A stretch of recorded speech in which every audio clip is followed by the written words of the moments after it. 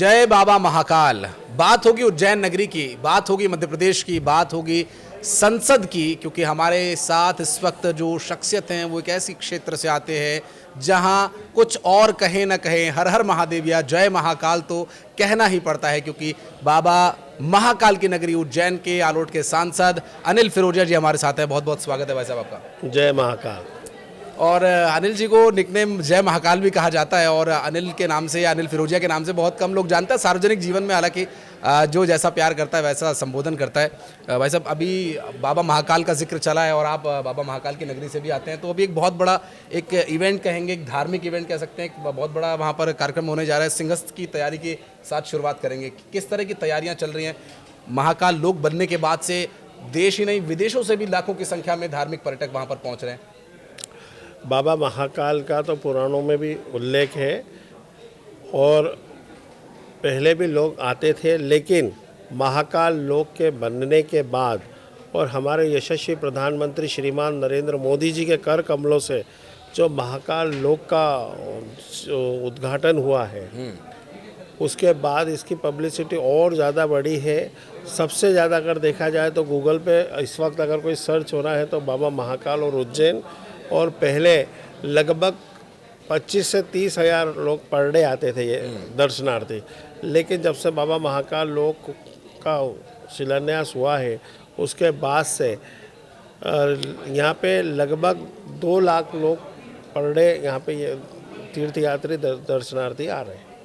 और ये अभी काम चल ही रहा है, महाकाल लोक का काम, बहुत सारा काम कंप्लीट हो गया और बहुत सारे काम अभी चले, अभी और लंबा चलेगा ये तो अभी चलता रहेगा, क्योंकि अभी फर्स्ट फेज पूरा हुआ है, सेकंड फेज और थर्ड फेज ये काम जो है, क्योंकि बाबा महाकाल का जो परिसर है उसको हम लगातार उस पर काम हो रहा है, और जनता को सुविधा के लिए जो तीर्थयात्री दर्शनार्थी देश से नहीं अभी तो विश्व से आते हैं एक आस्था लेके जी, तो उनको असुविधा न हो, उनको सरलता से दर्शन, सुगमता से दर्शन हो जाए और उनको बढ़िया मतलब एक अमिट छाप अपने दिल में लेके जाएं। तो ये प्रयास हम लोग कर रहे हैं, हमारे यशस्वी मुख्यमंत्री मोहन यादव जी, हम लोग तो उसके लिए सतत कई कार्य चल रहा है। मुख्यमंत्री जी का आपने जिक्र किया, वो भी उज्जैन से आते हैं। बाबा महाकाल जो उज्जैन के राजा भी कहे जाते हैं, हालांकि पूरे तीनों लोगों के वो राजा हैं, लेकिन इस वक्त मध्य प्रदेश का पूरा प्रशासन उज्जैन के हाथ में। बिल्कुल सही है, राजाधिराज महाकाल तो तीनों लोगों के मालिक है, सृष्टि के रचयिता है, लेकिन उनका आशीर्वाद अभी हमारे यशस्वी मोहन यादव जी को है, जो मध्य प्रदेश के मुखिया हैं, और वो मेरे वोटर हैं और मैं उनका वोटर हूँ। और हम विद्यार्थी परिषद के साथी हैं, तो हम बड़े भाग्यशाली हैं कि, और मैं पर्सनल तो मैं तो हुई और उज्जैन वासी भी हैं, कि सिंहस्थ भी आ रहा है, और इस बार जो सिंहस्थ संपन्न होगा जिसके नेतृत्व में, वो उज्जैन का ही बेटा है, बाबा महाकाल का ही बेटा है, जो मध्य प्रदेश के बागडोर संभाले हुए हैं। तो वास्तव में अब की बार का जो सिंहस्थ है, हम ये प्रयास कर रहे हैं कि सदा जब जब सिंहस्थ आया है, ये सिंहस्थ ऐसा महापर्व है जो विश्व का सबसे बड़ा, इसको मेला भी, धार्मिक मेला भी कहते हैं और बड़ा पर्व भी कहते हैं, जो जब जब आया है, जब जब मध्य प्रदेश में भारतीय जनता पार्टी की सरकारें रही हैं, और हमेशा भारतीय जनता पार्टी ने यही प्रयास कर रहे हैं सरकार ने कि सिंहस्थ में जितने भी तीर्थयात्री दर्शनार्थी आए उनको सुविधा से, सुगमता से दर्शन भी हो और माँ शिप्रा का स्नान ध्यान भी हो, और जो हमसे जो पिछली बार जो कमी पेशी रही होगी उसको भी हम अभी से ही अपडेट कर रहे हैं, उसको दूर करने की कोशिश कर रहे हैं, और ये प्रयास कर रहे हैं कि सिंहस्थ में जो भी तीर्थयात्री दर्शनार्थी आए वो अपने जीवन की एक अमिट छाप अपने दिल में, उज्जैन की एक अमिट छाप अपने जेल में लेके जाए। और मैंने एक चीज़ अब नोटिस किया, उज्जैन वासियों से मेरा बहुत कम मिलना जुलना हुआ, जिसमें से आपसे भी बहुत कम बार मुलाकात। हालांकि उज्जैन वासी बड़े साफगोई होते हैं, बहुत साफ, बहुत ईमानदारी से वो अपनी कमी को स्वीकार कर लेते हैं। आपने बोला कि कुछ जो कमी बेसी रह गई है उसको हम ठीक करेंगे। अभी कमी जो मुझे ध्यान में आती है, सप्तऋषियों की मूर्तियों का गिरना, वो राजनीति का एक विषय बन गया था। वो ठीक है, उसमें कमी कुछ रह गई है तो उसे स्वीकार करना, उसे आगे बढ़ना, क्या यही कारण है जिस वजह से 29 की 29 लोकसभा सीटें बीजेपी को, फिर विधानसभा में भी रिकॉर्ड मतदान बीजेपी के पक्ष में हुआ? बिल्कुल सही बात है, मध्य प्रदेश भारतीय जनता पार्टी का गढ़ है, और यहाँ पे जनता भारतीय जनता पार्टी को पसंद भी करती है, क्योंकि जब जब भारतीय जनता पार्टी की सरकारें बनी है विकास खूब हुआ है। और रहा मूर्ति गिरने का, तो लगभग 150 किलोमीटर की गति से जो तेज़ हवाएं चल रही थी। प्राकृतिक आपदा जब आती है उसमें किसी का भी जोर नहीं चलता। जी जी। कोई भी नेता हो या कोई भी वो साइंटिस्ट हो या किसी का भी बस नहीं चलता, तो सब ईश्वरी देन मानी जाती है कि अब जो भी है वो ईश्वर है। तो वो प्राकृतिक आपदा थी, वो एक्सीडेंटल था जी। उसको राजनीतिक मुद्दा ज़बरदस्ती कांग्रेस ने बनाया, लेकिन जनता ने वोट के माध्यम से उसका जवाब भी दिया। जवाब दे दिया। तो भाई साहब अभी चूंकि ये एक मुझे लगता है कि लर्निंग लेसन था कि कुछ एक चीज़ों के लिए जो अनएक्सपेक्टेड हैं, जिसके बारे में शायद नहीं सोचा हुआ किसी ने, उसके लिए अब तैयार रहना होगा। सिंगस्त में तो करोड़ों लोग आएंगे, तो इस तरह की किसी भी परेशानी के लिए किस तरह का रोड मैप चल रहा है? क्योंकि अभी मैंने अभी आपके पोस्ट देख रहा था मैं, तो उसमें करीब 2000 करोड़ से ज़्यादा की सड़कों की स्वीकृति के लिए राशि अलॉट की गई है। सड़कें अच्छी होंगी, लोगों के रहने के लिए व्यवस्था कैसे होगी, लोग कैसे आएँ, किस तरह से क्या सोच लेकर आएँ, कुछ कहना चाहेंगे इस बारे में? बिल्कुल। क्या है कि पहले जो है अस्थायी निवास बनाए जाते थे टेंटों के रूप में और किसी के रूप में। ये तीर्थयात्री जो हमारे 13 अखाड़े हैं उनके जो भक्तगण आते हैं या उनके जो संत महात्मा आते हैं, लेकिन इस बार एक ऐतिहासिक निर्णय हमारे यशस्वी मुख्यमंत्री मोहन यादव जी ने लिया है। उन्होंने कहा है कि अब स्थायी निर्माण करने की उन्होंने परमिशन अखाड़ों को दे दी है, और उसमें स्थायी जो है जो काम होगा, जिसके कारण जो तीर्थयात्री दर्शनार्थी आएंगे उनको सुविधाएं मिलेंगे, हर प्रकार की पार्किंग की भी सुविधा होगी, निवास की भी सुविधा होगी। तो अखाड़ों ने भी इसको बहुत प्रसन्नता से स्वीकारा है और हमारे मुख्यमंत्री का स्वागत भी रखा था। भोपाल जाके उन लोगों ने स्वागत भी करा है कि ये बहुत ही ऐतिहासिक निर्णय है, और जनता तो उनका स्वागत कर ही रही है। तो ऐसे कई निर्णय अभी से हमने लेना चालू करे हमारे मुख्यमंत्री ने। जैसे आपने सड़क की बात करी, तो हमने लगभग उज्जैन में ऐसी लगभग 30 से ज़्यादा सड़कें हैं जिनको हम चौड़ीकरण के माध्यम से शहर को चौड़ा करेंगे, ताकि तीर्थयात्री दर्शनार्थी को आने में असुविधा ना हो। क्योंकि कंजेस्टेड जो पहले था उससे असुविधा हो रही थी, तो सुविधा अच्छी से अच्छी सुविधाएं हम उपलब्ध कराएं। हमारे यहाँ महाकाल कॉरिडोर बनने के बाद प्रशासन ने कुछ व्यवस्थाएं महाकाल दर्शन में भी हमने तब्दीली करी है। तो लगभग आज कोई भी पर्व हो, पहले मैंने बताया कि 25-30 हज़ार लोग आते थे पर डे, अब 2 लाख लोग आते हैं। लेकिन हमारे भारत में पर्व चलते हैं, चाहे वो मकर संक्रांति का हो, आषाढ़ी पूर्णिमा का हो, कार्तिक पूर्णिमा का हो। चूँकि उज्जैन का धार्मिक एक अपना पुराणों में महत्व है, और मोक्षदायिनी शिप्रा मैया का स्नान ध्यान का भी वो एक महत्व है कि उसमें स्नान करने से मोक्ष प्राप्त होता है। तो जैसे माँ गंगा हमारी जो है पाप विनाशिनी है, वैसे ही हमारी माँ शिप्रा मोक्षदायिनी है। तो वो समकक्ष हैं दोनों। तो उसमें लोग पर्व स्नान करने भी आते हैं। तो पर्व स्नान शिवरात्रि हो या मकर संक्रांति हो, तो इसमें 10-10, 12-15 लाख लोग आते हैं। हमारे यहाँ पंचकोशी चलती है जिसमें लाखों लोग आते हैं।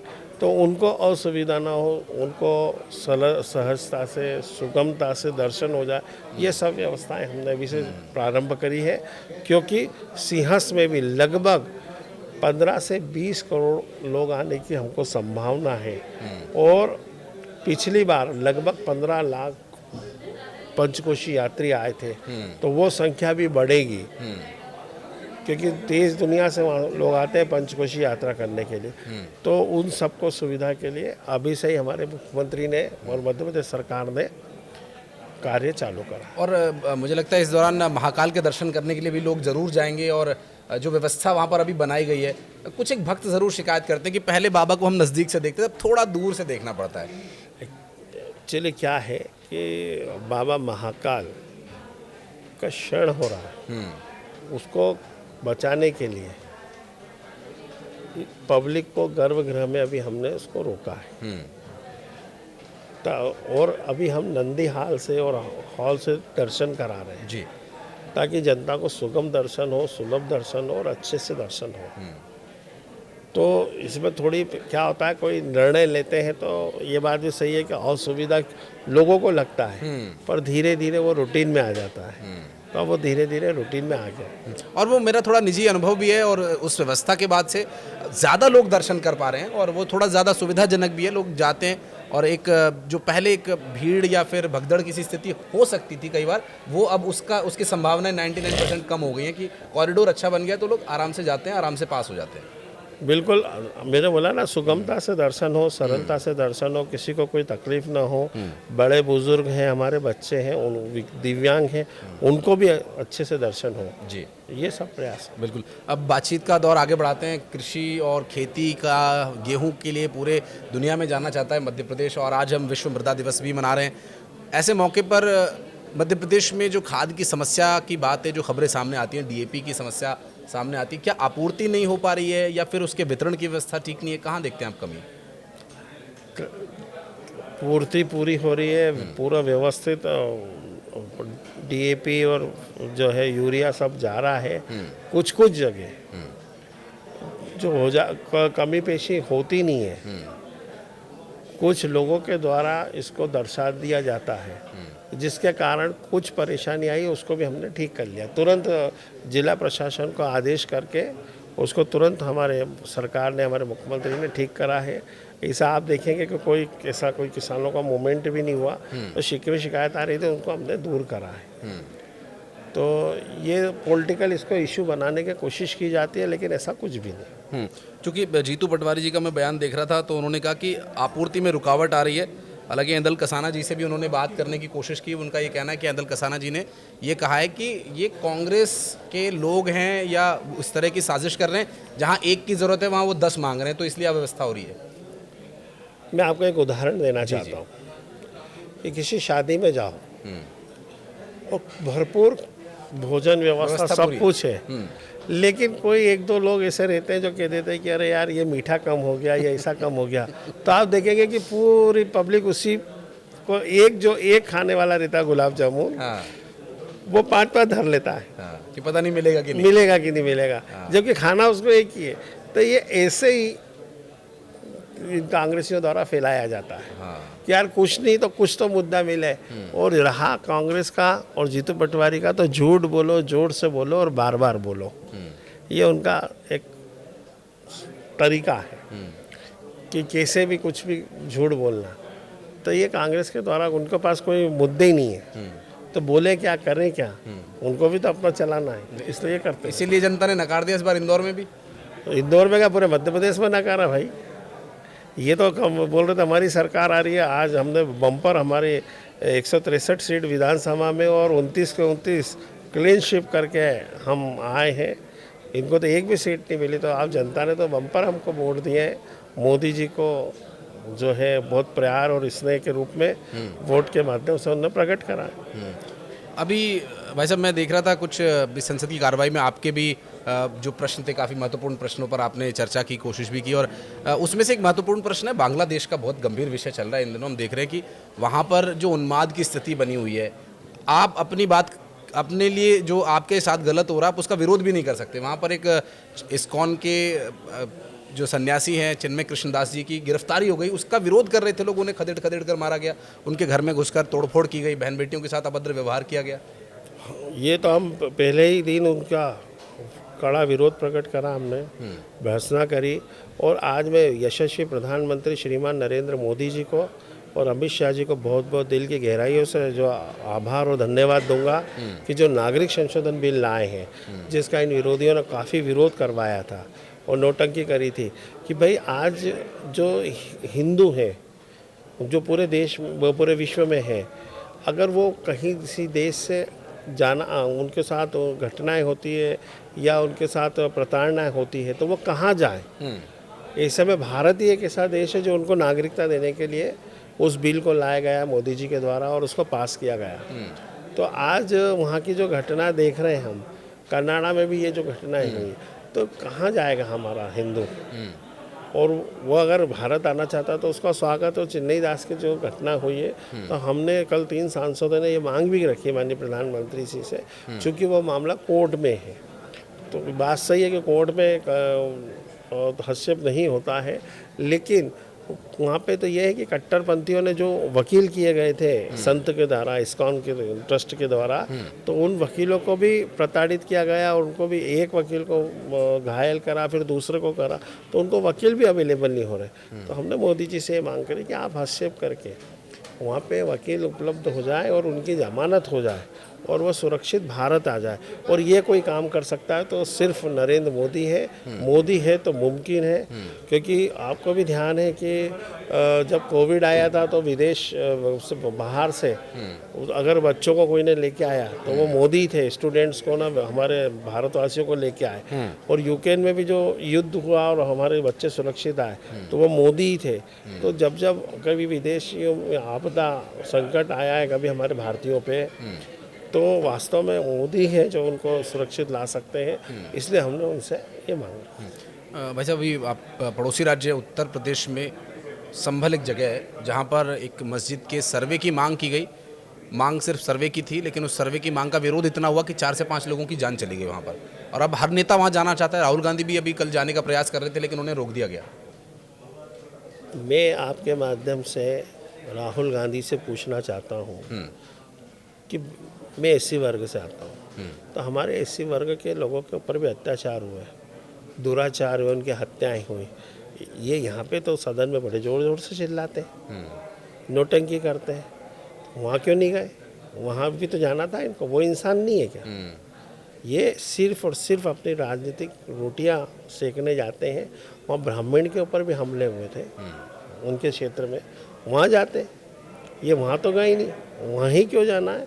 सिर्फ और सिर्फ वहाँ पे जाके और दंगों को और भड़काने का वहाँ भाषण देते, दंगों को और भड़काने का काम करते। तो इसीलिए उनको रोका गया कि वहाँ का जो है माहौल ख़राब ना हो। तो इनको ये राजनीति करना है तो दूसरे वर्गों के यहाँ भी तो जाए। ये एक ही वर्ग क्या क्यों जाना चाहते हैं? बांग्लादेश के मुद्दे पे कुछ नहीं बोला उन्होंने अभी तक। मैं आपसे यही तो कह रहा हूँ कि क्यों चुप्पी साध के बैठे हैं ये लोग, ये क्यों नहीं बोल रहे? अब इनको बोलना चाहिए ना।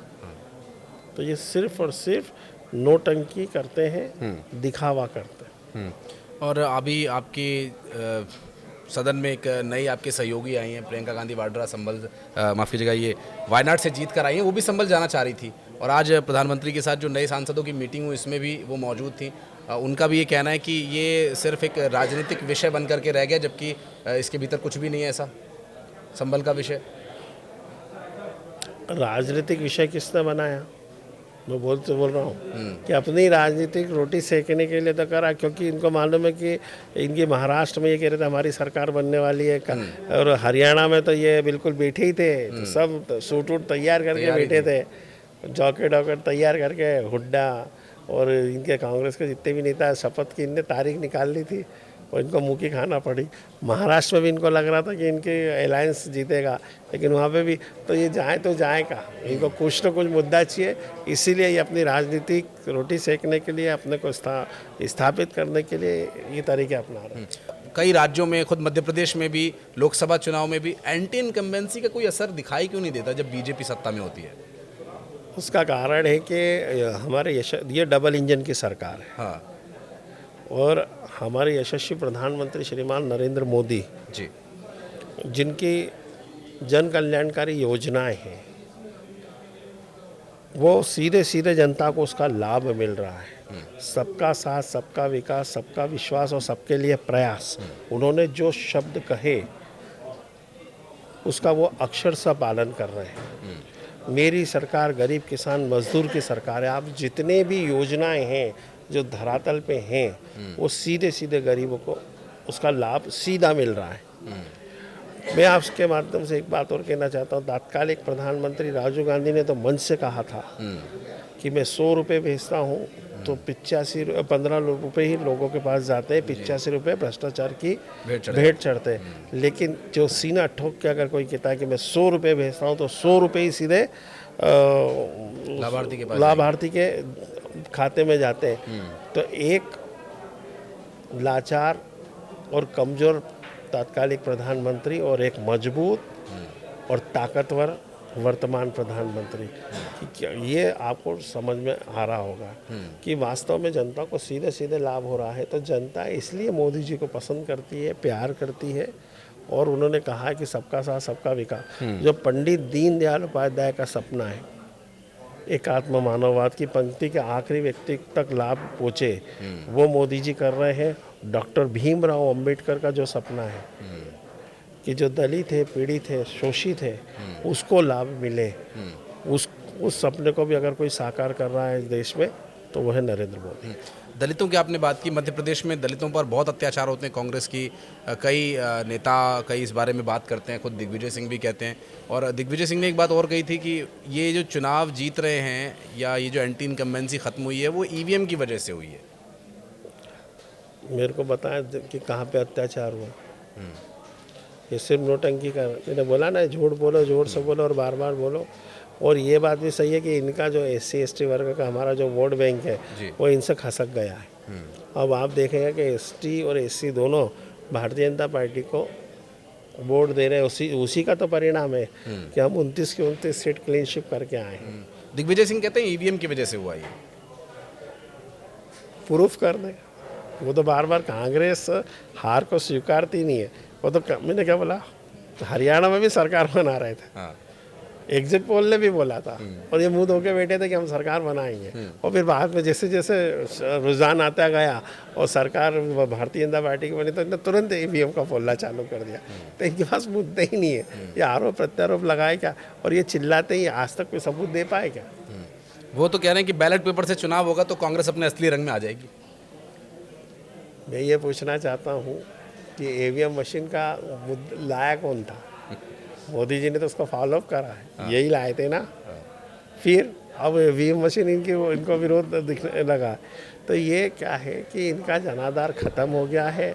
मोदी जी का जो है जादू, या मोदी जी को जनता, गरीब से लेके सभी जनता ने स्वीकारा है। कोविड से देश को अगर सबसे पहले कोई देश बाहर लेके आया तो वो नरेंद्र मोदी जी के नेतृत्व में हुआ है। जो है अन्नपूर्णा योजना, पूरे विश्व में लॉकडाउन हुआ लेकिन गरीबों की चिंता किसी ने नहीं करी। अगर किसी ने करी तो वो भारत देश, और भारत देश के यशस्वी प्रधानमंत्री श्रीमान नरेंद्र मोदी, जिन्होंने 10 किलो गेहूँ, 10 किलो चावल और दाल देने का काम किया। तो उन गरीबों की चिंता पालने वाले, किसानों की चिंता पालने वाले, युवाओं की चिंता पालने वाले, खिलाड़ियों की चिंता पालने वाले जो है मोदी है। और मोदी सर्वमान्य नेता देश के तो है ही, अब तो वो विश्व के सर्वमान्य नेता और सबसे लोकप्रिय नेता है।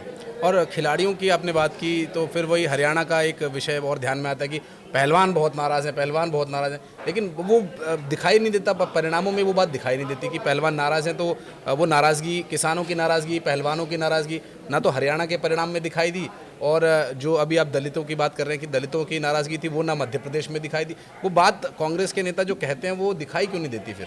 मैंने कहा ना, नाराजगी होती तो दिखती है, वोट के माध्यम से दिखती है। भाई वोट तो कोई आदमी का मौलिक अधिकार है वो वोट देने का, उसका संविधान ने उसको अधिकार दिया, और गुप्त मतदान है तो वो वहाँ गुस्सा जाहिर करता। लेकिन वो तो समर्थन दे रहा है। तो ये मैंने बोला ना, ये इनके पास कोई मुद्दे ही नहीं है। इन्होंने जो खिलाड़ियों का मुद्दा बनाया था तो देख लो, जिस खिलाड़ी को खड़ा करा था वही हार गए। तो जनता किसके साथ है? मोदी जी के साथ है, भाजपा के साथ है। तो ऐसा कोई मुद्दा नहीं है, मुद्दा विहीन कांग्रेस है। ये तो अपने आप को जिंदा रखने के लिए कुछ ना कुछ ये करते रहते। भाई साहब, एक और मैं कल इस खबर एक आई जब उपराष्ट्रपति जगदीप धनखड़ जी ने मंच पर शिवराज सिंह चौहान से कुछ सवाल किए।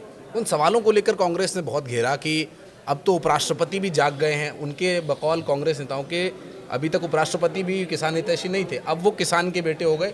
और अब जब वो बीजेपी के नेताओं पर, केंद्रीय कृषि मंत्री पर सवाल उठा रहे हैं तो अब वो ठीक बात कह रहे हैं। तो क्या अब उनकी भी बात मानी जाएगी? क्या किसानों के मुद्दों को लेकर जिस तरह से अब आपके अपने ही सवाल उठा रहे हैं तो अब तो सच्चाई होगी? कांग्रेस का ये कहना है।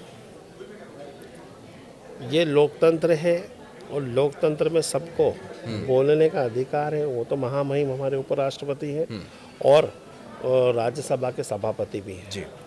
तो कई बार हमारे जो है सभापति लोकसभा के ओम जी बिरला, कई बार वो भी कुछ बात मंत्रियों से पूछते हैं। तो उसमें क्या दिक्कत है? वो भी जनप्रतिनिधि हैं। जी। उनको भी अगर उनको लगता है कि पूछना चाहिए तो वो पूछ लेते हैं, या ये कह देते हैं कि इसको थोड़ा सा और विस्तार से अब जानकारी दे दीजिए, तो उसमें कौन सी बड़ी बात है। और शिवराज सिंह चौहान भी किसान के पुत्र हैं। धनखड़ जी को आज ठीक है वो राजनेता हैं, हमारे महामहिम उपराष्ट्रपति हैं, लेकिन बेसिकली तो है किसान जी। अगर उन्होंने किसान की कोई बात पूछी तो इसमें कौन से जाग गए नहीं है वो, तो पहले भी पूछते थे। जी। लेकिन भाई साहब अगर वो विषय उठा रहे हैं तो कुछ ये तो तो कोई तो मैं विषय आप होगा एक जिस पे उन्हें लगा होगा कि इनको तो नाराजगी का कारण। इनके नेताओं को तो यही नहीं मालूम कि आलू जमीन के नीचे उगता है कि पेड़ के ऊपर उगता है। ये तो सोने की खेती करा रहे हैं, तो ये तो समझ का फेर है। लेकिन अगर जगदीप जी ऐसे सवाल कर रहे हैं कि किसानों और राज जो कर रहे सरकार है जो सत्ता में है उनके बीच कोई लकीर नहीं होनी चाहिए, जिन्हें गले लगाना है उन्हें हम दूर भगा रहे हैं, अगर वो ऐसी बात कह रहे हैं तो आपको लगता है कि अब कुछ कदम उठाए जाने की ज़रूरत है? जो अभी तक ठीक है आप किसान सम्मान निधि दे रहे हैं, आप किसानों के सम्मान के लिए काम कर रहे हैं और खाद की उपलब्धता की आप बात कर रहे हैं, लेकिन उसके बाद भी अगर उपराष्ट्रपति कुछ कह रहे हैं तो इस पर कुछ बदलाव या उनकी बात को रखने के लिए कोई नया आमूलचूल परिवर्तन हम देखें आने वाले समय में? देखिए, मैंने कहा ना, ये सरकार गरीब किसान मजदूर की सरकार है, और अगर सबसे ज़्यादा लाभ अगर किसी ने सरकार को दिया है, सबसे ज़्यादा सरकार ने जिसको लाभ दिया है, किसानों के हित की रक्षा करी, किसानों को सबसे ज़्यादा लाभ देने का काम किया है, उनकी जो है आय को दुगना करने के लिए बरसों से किया जा रहा है, लेकिन मोदी जी ने उसके लिए यत्न और प्रयत्न करे हैं, वो साक्षात ज़मीन पे दिख रहे हैं।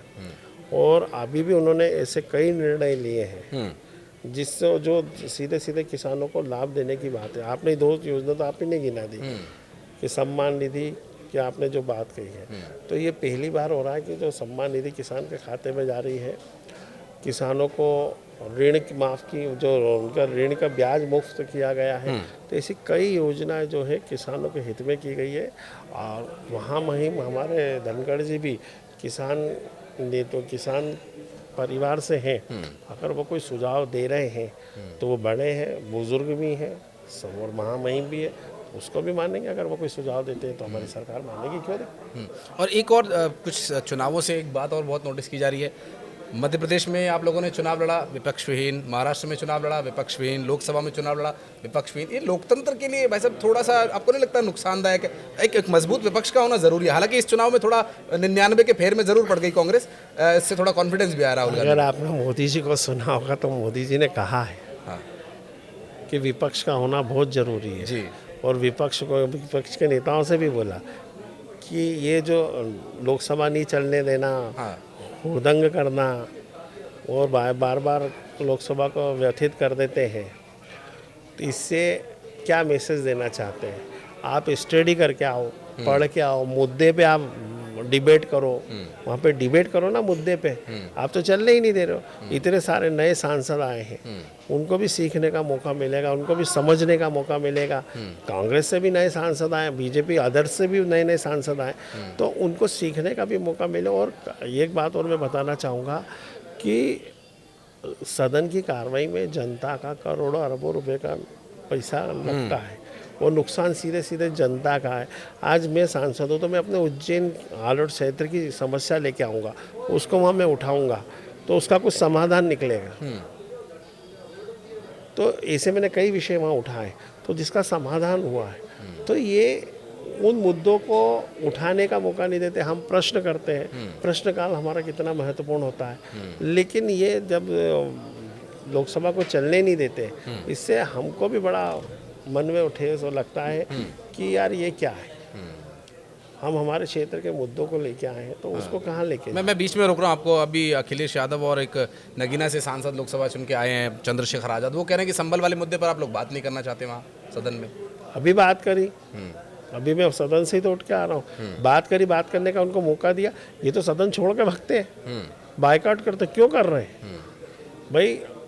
बोलो ना, वो सदन में डिबेट तो करो। इनके पास मुद्दाहीन है, ये अध्ययन करके नहीं आते, बोले क्या? और जब सुनने की बारी आती तब भी ये मैदान छोड़ के भागते हैं, बोलने की बारी आती तब भी मैदान छोड़ के भागते हैं। तो भाई इनको, कांग्रेस को या विरोधी जो संगठन है, उनको ये चाहिए कि अपने सांसदों को भी ये प्रशिक्षण दें, उनको आदत डालें कि पढ़ें, समस्याओं का अध्ययन करें जी। क्वेश्चन तैयार करें और यहाँ आके डिबेट में हमारे संगठन में तो हमारा प्रशिक्षण भी होता है जी समय समय पर। भारतीय जनता पार्टी का चाहे विधायक हो, चाहे जिला पंचायत सदस्य हो, चाहे जिला पंचायत अध्यक्ष हो, महापौर हो, चाहे सांसद हो, हम लोगों को भारतीय जनता पार्टी संगठन प्रशिक्षण भी करवाता है कि कैसे वहाँ बोलना है, कैसे अध्ययन कौन कौन से मुद्दे उठाना है, ये वो। तो इनको ये प्रशिक्षण भी देना चाहिए। जी और एक चूंकि समय इजाज़त नहीं दे रहा है, लेकिन जल्दी मैं चाहूँगा कि आप शॉर्ट में उसका जवाब ज़रूर दें। सरसंघ चालक मोहन भागवत जी ने भी कहा कि परिवार बहुत माइक्रो लेवल पर चले गए, 1 बच्चे 2 बच्चे, एक परिवार की प्रथा खत्म हो रही है, 3 से 4 बच्चे होने चाहिए। बहुत से बुद्धिजीवियों का कहना है कि आज महंगाई के ज़माने में हम कैसे बच्चे पालेंगे। पंडित धीरेन्द्र कृष्ण शास्त्री कह रहे हैं कि ठीक है, परिवार में मौसी बुआ चाचा का सुख खत्म हो रहा है, लेकिन फिर भी अगर एक बच्चा भी हो तो कट्टर हिंदू होना चाहिए। आप इत्तेफाक रखते हैं इन दोनों बयानों से? हमारे परम पूजनी ने जो कहा वो उनके कहने के बाद मेरे पास कोई शब्द नहीं है। उन्होंने जो कहा वो सही है, स्वीकार है, क्योंकि वो हमारे परम पूजनीय है, इसलिए मैं इसमें ज़्यादा। चलिए बहुत बहुत शुक्रिया अनिल जी, आप आए, समय दिया, और इस वादे के साथ कि एक बार फिर हम आपको बुलाएंगे। सिंगस्त के शुरू होने के कुछ समय पहले आप आइएगा, और हमारे जो श्रद्धालु सिंगस्त जाने वाले हैं उनके लिए जो भी संदेश अगर आप देना चाहेंगे तो उस समय हम उस पर बातचीत करेंगे। आज आने के लिए बहुत बहुत शुक्रिया आपका, बहुत बहुत धन्यवाद। धन्यवाद। जय महाकाल। और आप अवश्य उज्जैन पधारें, बाबा महाकाल के दर्शन करें और मोक्षदायिनी शिप्रा मैया में स्नान ध्यान करें और पुण्यफल प्राप्त करें। जय महाकाल।